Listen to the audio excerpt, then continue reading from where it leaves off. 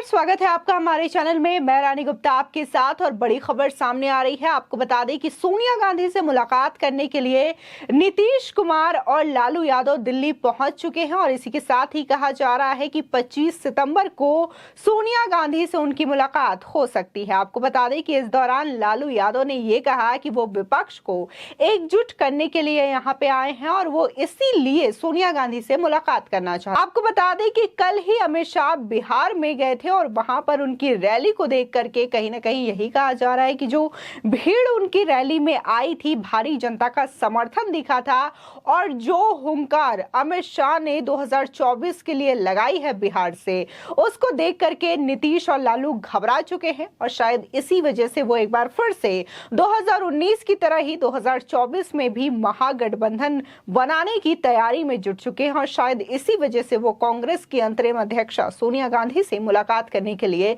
दिल्ली पहुंचे हैं। आपको बता दें कि जब बिहार में कल अमित शाह ने रैली को संबोधित किया तो उन्होंने जम करके नीतीश और लालू पर वो बरसते हुए दिखाई दिए। इस दौरान उन्होंने नीतीश कुमार को सीधे तौर पर कहा कि नीतीश बाबू ने एनडीए को धोखा दिया और अब वो लालू की गोद में बैठ चुके हैं।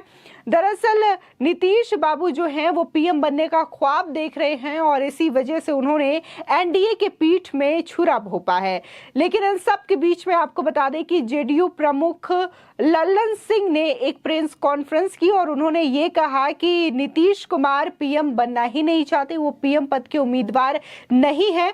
वो चाहते हैं कि वो तमाम विपक्षी पार्टियों को एकजुट करे और इसके सूत्रधार बने। यानी कि जिस तरीके से लालू यादव का आज कहना कि वो विपक्ष को मजबूत करना चाहते हैं और लल्लन सिंह का ये कहना कि वो नीतीश कुमार जो है वो पीएम उम्मीदवार की रेस में तो है ही नहीं बल्कि वो विपक्ष को एकजुट कर रहे हैं। यानी कहीं ना कहीं ये सीधे साफ संकेत दिखाई दे रहा है कि तमाम विपक्षी पार्टियों को एक बार फिर से जुटाने की कोशिश की जा रही है और 2019 की तरह ही महागठबंधन बनाने की तैयारी की जा रही है। लेकिन 2019 में देखने को मिला था कि कैसे महागठबंधन तो बना, लेकिन उसका असर क्या हुआ और क्या बीजेपी को शिकस्त दे पाई, ये सभी ने देखा। दूसरी बार फिर से प्रधानमंत्री जो है वो नरेंद्र मोदी बनते हुए दिखाई दिए थे और महागठबंधन पूरी तरीके से तहस नहस भी होते हुए दिखाई दी, जहां एक दूसरे पर आरोप प्रत्यारोप लगाते हुए तमाम नेता दिखाई देते हैं, चाहे फिर वो ममता हो, केजरीवाल हो, सोनिया गांधी हो, मायावती हो, तमाम ऐसे लीडर्स जो एक दूसरे पर भ्रष्टाचार के आरोप लगाते हुए दिखाई देते हैं और एक दूसरे की सरकार को बोलते हुए दिखाई देते हैं, उनके खिलाफ बोलते हुए दिखाई देते हैं। वो 2019 में महागठबंधन के तौर पर एक मंच में सब एक साथ दिखाई दिए थे। लेकिन जैसे ही महागठबंधन को हार का सामना करना पड़ा और प्रधानमंत्री के रूप में एक बार फिर से बीजेपी कैंडिडेट प्रधानमंत्री नरेंद्र मोदी बने तो इससे महागठबंधन को करारी शिकस्त का सामना करना पड़ा और एक बार फिर से महागठबंधन बिखरती हुई नजर आई और एक बार फिर से तमाम जो लीडर्स एक साथ नजर आए थे एक मंच पे, एक दूसरे पर फिर से आरोप प्रत्यारोप का दौर शुरू हो गया। लेकिन अब ऐसा अनुमान लगाया जा रहा है राजनीतिक विशेषज्ञों के द्वारा कि एक बार फिर से ये महागठबंधन बन सकती है। कांग्रेस, अरविंद केजरीवाल, ममता बनर्जी, नीतीश, लालू, ये सभी एक साथ एक मंच पर एक बार फिर से बीजेपी के खिलाफ नजर आ सकते हैं।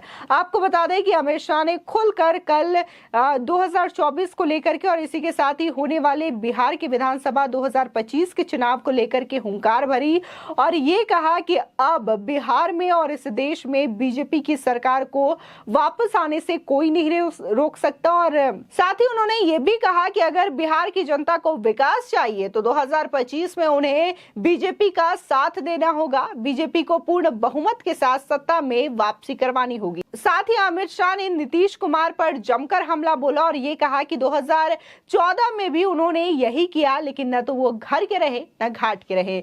लेकिन इन सब के बीच में आज जो है देखने को मिला कि लालू यादव और नीतीश कुमार दिल्ली पहुंच चुके हैं और उनका ये कहना है कि वो सोनिया गांधी से मुलाकात करेंगे।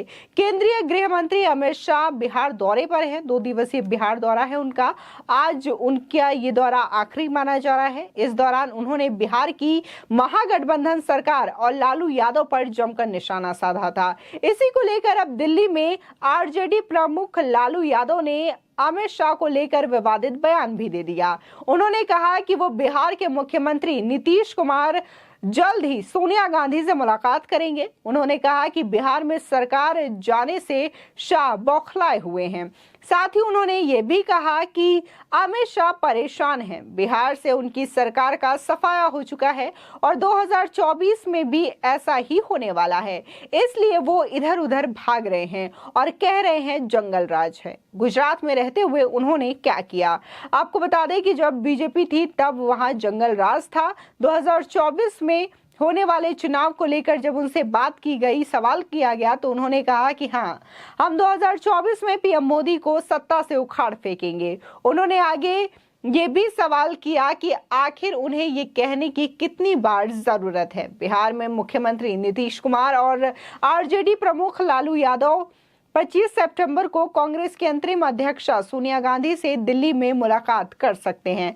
आपको बता दें कि लालू यादव ने दिल्ली पहुंचने पर यह कहा कि नीतीश कुमार और मैं सोनिया गांधी से मिलेंगे। हम विपक्ष को एकजुट करने की कोशिश कर रहे हैं और सभी तरीके का प्रयास कर रहे हैं। दरअसल बीते दिन अमित शाह ने बिहार में एक रैली के दौरान लालू यादव को लेकर एक बयान भी दिया था। इसमें उन्होंने ये साफ तौर पर कहा था कि बीजेपी को धोखा देकर स्वार्थ के लिए नीतीश कुमार अब लालू की गोद में बैठ गए हैं। इसके साथ ही उन्होंने ये भी कहा था कि उनके बिहार दौरे से लालू नीतीश के पेट में दर्द हो रहा है। इस दौरान अमित शाह ने बिहार की कानून व्यवस्था को लेकर भी सवाल दागे थे और ये कहा था कि एक बार फिर से बिहार में जंगल राज ने दस्तक दे दी है। शाह ने चारा घोटाले का भी मुद्दा उठाया और ये मुद्दा उठाते हुए कहा था कि नीतीश कुमार षड्यंत्र करने वालों को नहीं रोक पाएंगे क्योंकि अपराधी अब खुद सत्ता में बैठे हैं। चारा घोटाले की जो धुन लगाते थे, अब वो क्या करेंगे? अब तो आपके यहाँ घोटालेबाज मंत्री बन चुके हैं। मंत्री बनते ही लालू के दबाव में नीतीश सीबीआई को बैन लगाने के लिए भी कह रहे हैं। आपको बता दें कि ये जो तमाम चीजें हैं कल अमित शाह के द्वारा कही गई थी और जम करके लालू यादव और नीतीश कुमार पर निशाना साधा गया था। इसी के साथ ही जो नई सरकार बनी है बिहार में, उसको लेकर भी सवाल अमित शाह के द्वारा दागे गए। लेकिन अब लालू और नीतीश दिल्ली आ चुके हैं और कहीं ना कहीं वो पूरी तरीके से विपक्ष को एकजुट करने के लिए लगे हुए हैं ताकि 2019 की तरह एक बार फिर से बीजेपी के खिलाफ महागठबंधन सरकार तैयार हो सके और सभी पार्टियों को एकजुट किया जा सके और फिर से प्रधानमंत्री नरेंद्र मोदी के खिलाफ ये आगे की लड़ाई लड़ सके। आपको बता दें कि फिलहाल सवाल यही उठ रहा है कि क्या एक बार फिर से कांग्रेस महागठबंधन में जाएगी या नहीं जाएगी, क्योंकि इसके बाद ये भी स्थिति पैदा होती है कि अगर एनडीए की ओर से कैंडिडेट के रूप में अगर मोदी होते हैं तो क्या विपक्ष के लिए महागठबंधन में पीएम का कैंडिडेट कौन होगा, इसको भी लेकर के खींचातानी देखने को मिल सकती है। जहां ममता बनर्जी ये ख्वाब देख रही हैं कि वो पीएम की कैंडिडेट हों, तो वही कांग्रेस की ओर से राहुल गांधी को भी लगातार ये कवायद जारी है कि उनको पीएम बनाया जा सके। इसी के साथ ही कई अन्य ऐसे छोटे मोटे दल हैं जो कि इस तरीके के ख्वाब देख रहे हैं। लेकिन अगर महागठबंधन होता है तो उसमें से सिर्फ एक ही नेता चुना जाएगा जो कि प्रधानमंत्री के लिए कैंडिडेट के तौर पर खड़ा हो सके। फिलहाल आपकी इस खबर पर क्या राय है, हमारे कमेंट सेक्शन में जरूर बताएं। आगे की और भी अपडेट के लिए चैनल को सब्सक्राइब करना ना भूलें।